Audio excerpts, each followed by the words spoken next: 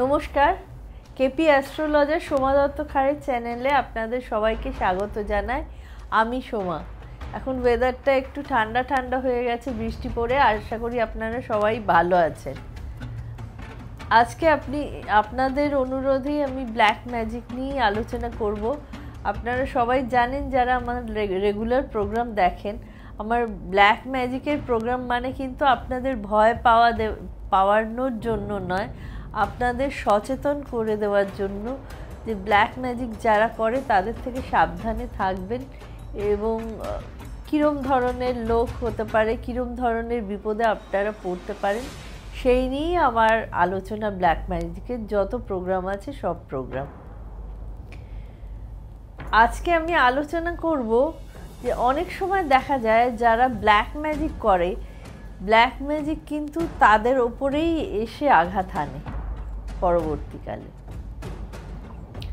সঙ্গে থাকুন।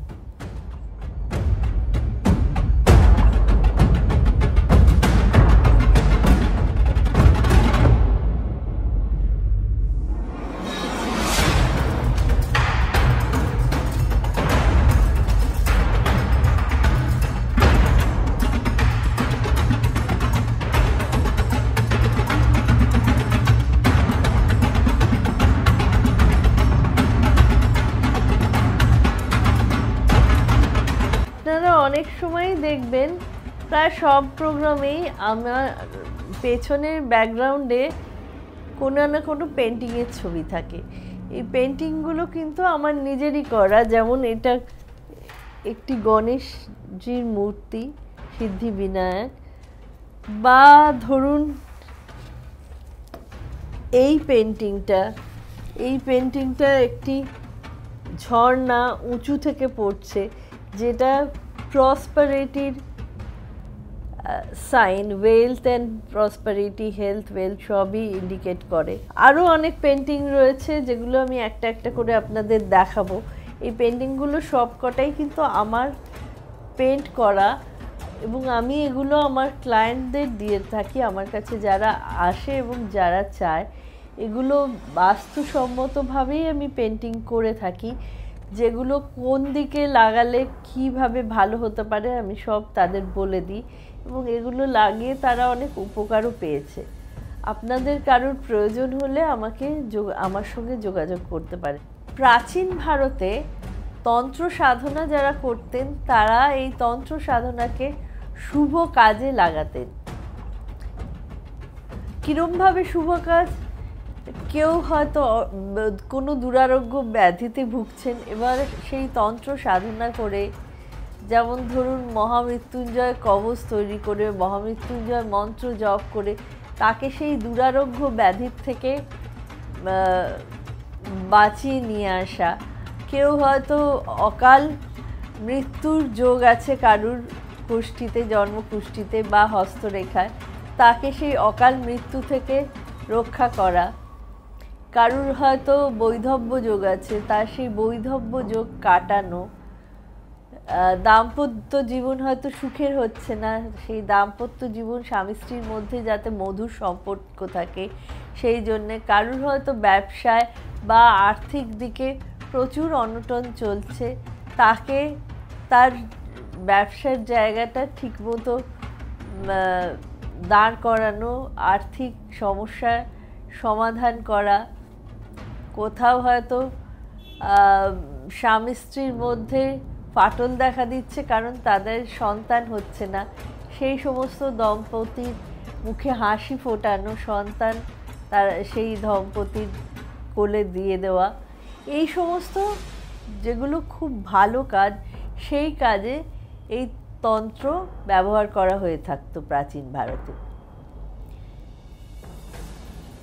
আদি যুগে ভারতবর্ষের তন্ত্র যেটা ছিল, আস্তে আস্তে তার সঙ্গে সারা বিশ্বের বিভিন্ন দেশের তন্ত্র মিশতে শুরু করলো, এবং আমাদের প্রাচীন ভারতের তন্ত্র এবং বিদেশি তন্ত্র সমস্ত মিশে একটা নতুনভাবে তন্ত্রর সাধনা শুরু হলো।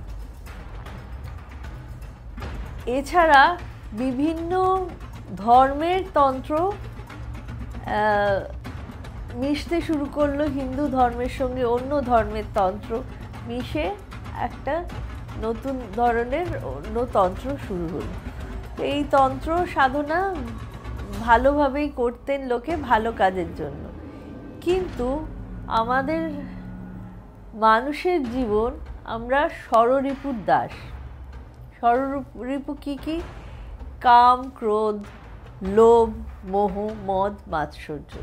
তো হেন ষড়রিপুর দাস মানুষ, তাদের চাহিদা প্রচুর, আরও চাই, আরও চাই, আরও চাই। তারা সেই ষড়রিপু মানে 6টা শত্রু আমাদের, যারা আমাদের মনকে কন্ডাক্ট করে থাকে, শরীর এবং মনকে। সেই ষড়রিপুর দাসত্ব করতে গিয়ে মানুষের আস্তে আস্তে চাহিদা বাড়তে থাকলো। তাদের সেই ডিজায়ারকে পরিপূর্ণ রূপ ধারণ করার জন্য তারা এই তন্ত্র সাধকদের কাছে যেতেন এবং গিয়ে তারা তাদের অদ্ভুত অদ্ভুত সমস্ত মনের কামনা বাসনা পোষণ করতেন। এইগুলো তাদের করে দিতে হবে তান্ত্রিক উপায়। এই সময় কি হলো, তন্ত্র সাধনা দুইভাবে বিভক্ত হয়ে গেল। একটি হলো যারা শুভ কাজে তন্ত্র ব্যবহার করত, তাদের একটা সম্প্রদায়। আর একটা সম্প্রদায় নতুনভাবে তৈরি হলো, সেটা হচ্ছে তন্ত্রকে অশুভ কাজে লাগানোর জন্য। যারা অশুভ কাজের জন্য তন্ত্র ব্যবহার করতেন, তাদের আস্তে আস্তে সেই তন্ত্রকে ব্ল্যাক আর্ট বা ব্ল্যাক ম্যাজিক বা কালা জাদু, এরকম নানা রকম নামে আখ্যা দেওয়া হলো। ব্ল্যাক মানে অন্ধকার, কালো মানে নেগেটিভ যে সমস্ত জিনিস যেগুলো অশুভ, লোকের ক্ষতি করে, সেই লোকের ক্ষতি করার কাজে তন্ত্রকে ব্যবহার করতে শুরু করলো।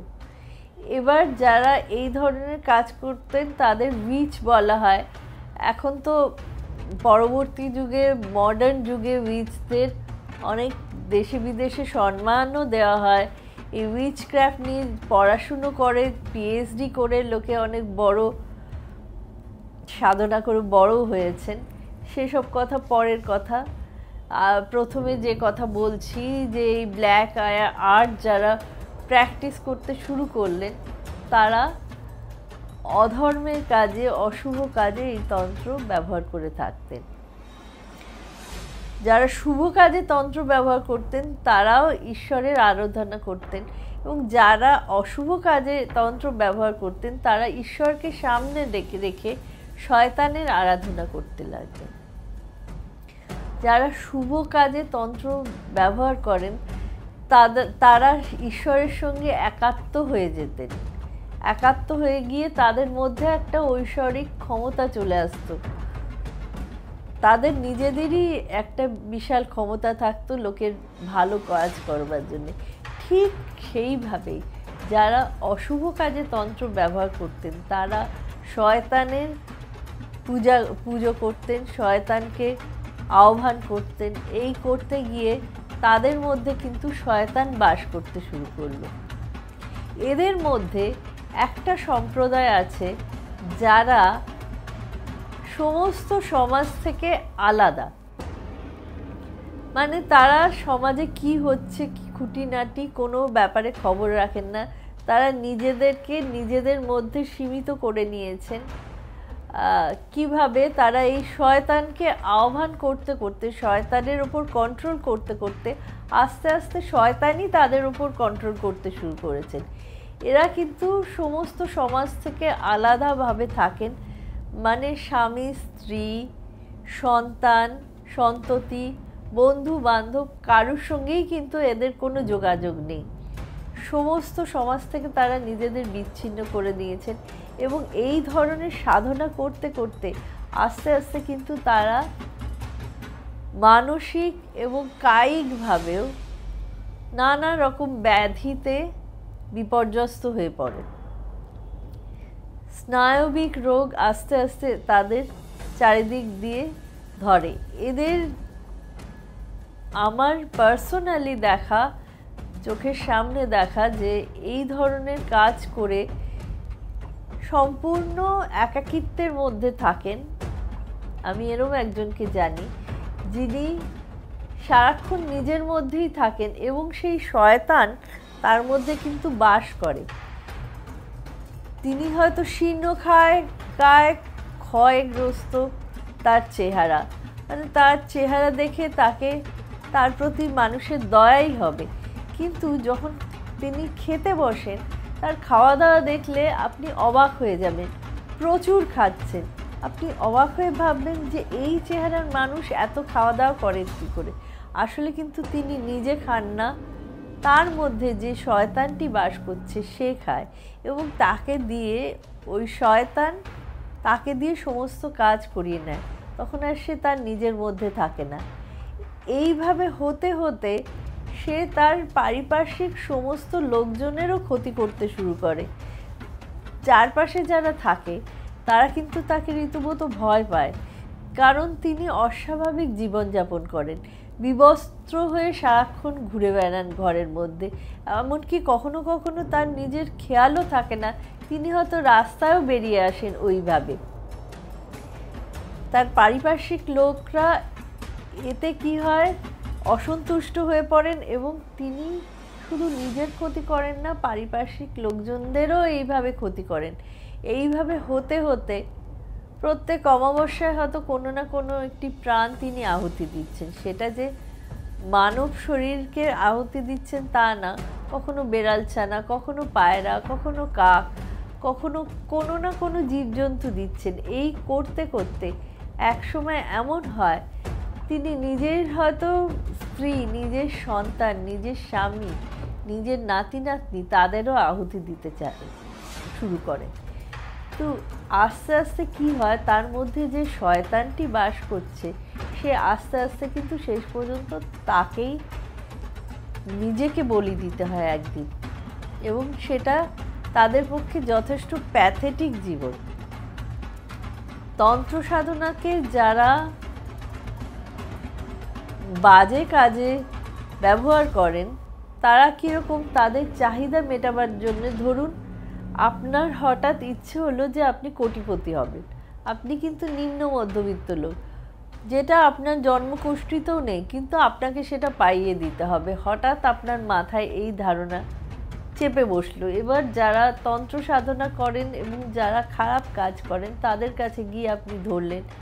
এবার সেই ব্যক্তি যে করেই হোক, যে কোনো পদ্ধতিতেই হোক, আপনাকে কিন্তু সেটা পাইয়ে দেবেন। এটা কিন্তু সম্ভব, কারোর ক্ষতি করেই হোক বা যে করেই হোক। কিন্তু এই ধরনের কাজ যেটা সম্পূর্ণ অসম্ভব এবং